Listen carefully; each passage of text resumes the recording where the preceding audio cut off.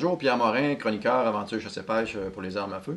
Je suis présentement avec Kevin de X-Reload et dans cette capsule, on va toucher une des étapes importantes du rechargement, c'est-à-dire pour couper la douille à la longueur originale. Qu'est-ce que tu peux nous expliquer sur cette étape-là et sur les différentes machines qu'on peut utiliser pour couper nos douilles? C'est une étape nécessaire et importante.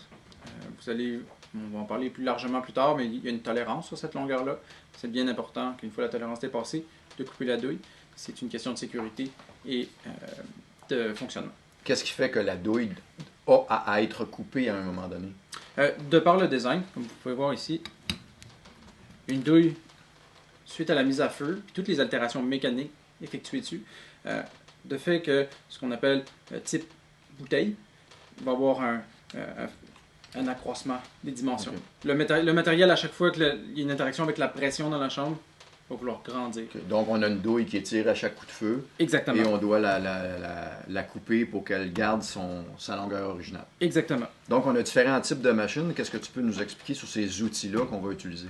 Donc, on a toutes sortes d'interfaces pour notre machinerie. De la plus simple, c'est-à-dire comme le modèle, que ce soit un Reading ou RCBS, avec une manivelle qui fait la rotation de la douille, et un couteau fixe, avec un pilote qui va venir maintenir l'axe pour garder ça droit. De la douille. Exactement, pour que la coupe soit droite et franche.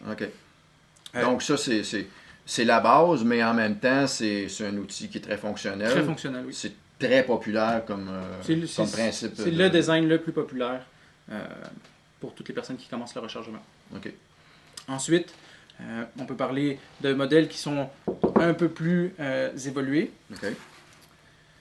La différence, c'est qu'au lieu d'avoir un collet qui va maintenir notre douille, on va avoir ce qu'on appelle une forme de bushing. Pardonnez-moi l'anglicisme, ça s'appelle un case gauge. Un case holder qui va venir le tenir. Donc on rentre la douille dans le support et on l'installe sur la machine. Il y a aussi un maintien qui se fait sur le case holder. Ensuite, comme vous pouvez voir, la différence, on commence à être dans des modèles plus haut de gamme, c'est le micromètre. Donc, l'ajustement est beaucoup plus précis comparé à l'autre précédent, c'est qu'il est gradué en millième de pouce. Donc, ça facilite sur l'ajustement quand on change de douille, quand on change de calibre. Avec cette pièce-là, ben, on n'a pas à tâtonner pour ajuster la longueur. On procède directement avec ce genre de vernier. Là. Je ne sais pas comment on peut appeler ça. Oui, on peut appeler ça un micromètre, si on veut. Un micromètre, effectivement. Donc ça, on a un outil encore plus spécialisé. Plus spécialisé, plus dispendieux, mais beaucoup plus facile d'utilisation. Alors, est-ce qu'on peut mécaniser cette opération-là? Est-ce qu'on peut utiliser d'autres machines qui ont... On peut accélérer le processus. On va parler du plus gros modèle en premier. Je m'excuse, je vais déplacer l'appareil ici, qui est quand même... de bonne taille. Oui, de bonne taille.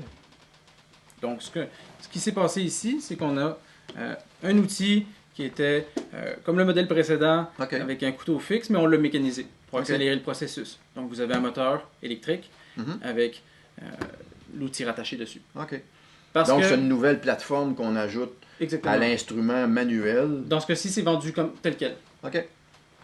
Ça se vend aussi séparément. L'important, c'est que la préparation des douilles est une des étapes les plus longues et fastidieuses du processus de rechargement. Donc, c'est pour ça que des fois, on a envie de mécaniser. Le coût est substantiel, mais très intéressant. Ensuite, on a une autre option. C'est ce qu'on appelle WFT, World Finest Trimmer, qui est un couteau, un end mill de machinage. Dans un étui avec un étalon pour l'épaule. Donc la douille va venir s'installer à l'intérieur et s'indexer sur l'épaule de la douille.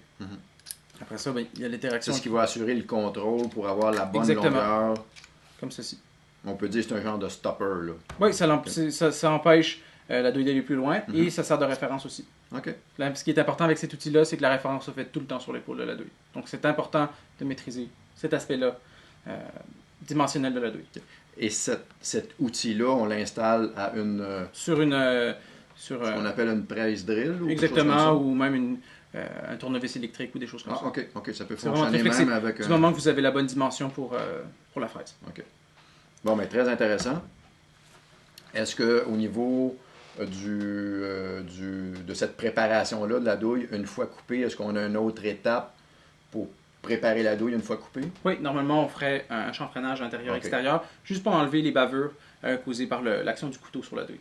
OK. Puis c'est pour permettre en même temps au projectile de bien de mieux s'asseoir.